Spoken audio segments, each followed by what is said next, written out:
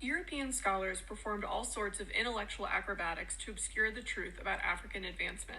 Some even suggested that African accomplishments were the results of visitors from outer space. Any wild idea was more acceptable than to admit that Africans had the intellect and ingenuity to develop and control well-ordered empires. The purpose of all these erroneous theories was simply to justify slavery and attitudes of racial superiority. White supremacists built their bridges, constructed of lies to fill the gap between real African sophistication and false African inferiority. Because of this, a devastatingly unknowable amount of history is lost forever. Pair that with half-hearted archaeology and the Western tendency to ignore the oral histories of indigenous Africans, and you see how difficult it is to be recovered. And history was more than lost, it was banished. As the sun set on the British Empire in the mid-20th century, officials destroyed, removed, and renamed records of imperialist crimes all over the world. "What's burnt won't be missed," cried a British officer as he frantically sifted piles of papers in what was called Operation Legacy, a systematic effort to shape the legacy of the empire post-colonization. Welcome back to another episode where we learn something new in about 3 minutes. In that Operation Legacy that she mentioned at the end of her video, we're going to learn something new about the 4 Kenyans who exposed the British Empire and their secret files. Let's get started. Now, before we talk about the exposing of the British Empire, let's talk about the background as to why this occurred in the first place. As I always say, origins always matter, and we're going to talk about how the UK's colonization of Kenya exposed them in the long run and exposed them more than they ever thought.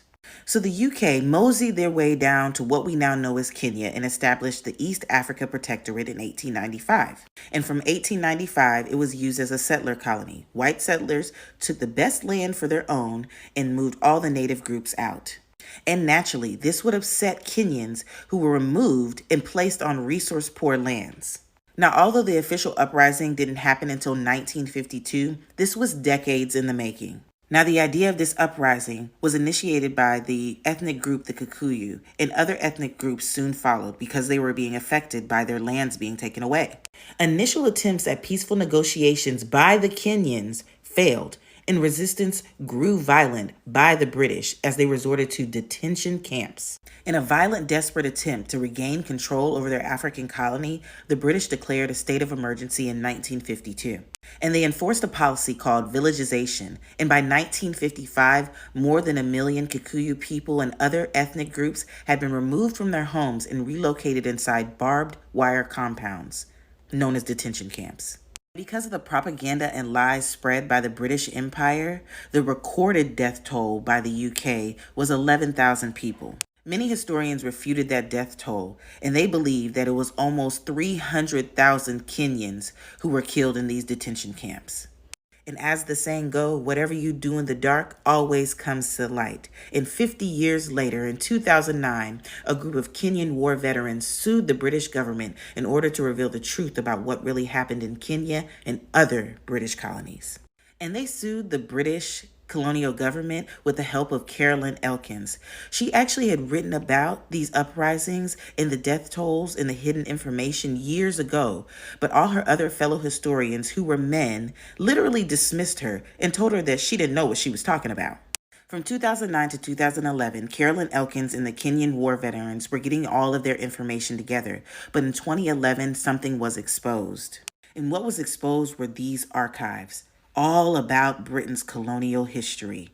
And as she mentioned in the previous video, they burned a lot of the documents, but a lot of the documents they kept in these little files right here. Now, historians already knew that Britain and other, colonizers had destroyed documents. That's not surprising. But for years, they had clues that existed that Britain also had colonial records that were considered too sensitive to be left in the hands of the colonies that they left. Now, Kenyan officials already knew about this way back when. In 1967, they wrote the British Foreign Office asking, "Where are the papers that show what you did to our country?" And you know what Britain's response was? "We don't know what you're talking about." But internally, British officials acknowledged that more than 1,500 files, over 100 feet of storage, had been flown from Kenya to London in 1963. Yet they conveyed none of this to the official replies to the Kenyans. They were simply told that, "We don't know what you're talking about. What files? What paperwork? Nothing happened here."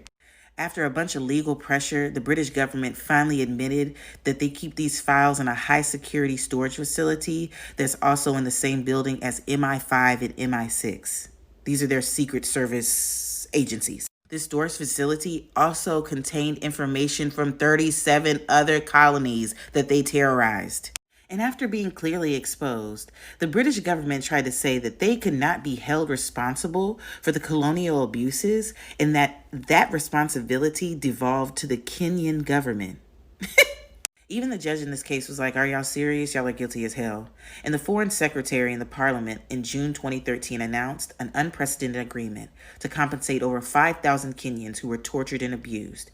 And they would each receive about 3,800 pounds. Still not enough. It was the first time that Britain had admitted carrying out torture anywhere in its former empire. And this is the reason why I love learning about African history, because this stuff didn't happen a long time ago. Colonization didn't happen a long time ago. Enslavement of Black people didn't happen a long time ago. And this is why it's so important to talk about African history, because African history is world history. I hope you learned something new.